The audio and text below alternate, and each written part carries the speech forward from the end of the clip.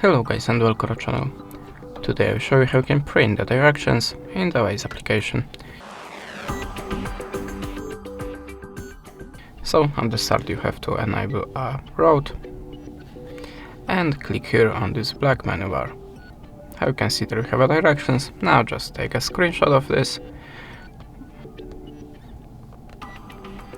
or just make one long screenshot if you have this feature. Now just go to the gallery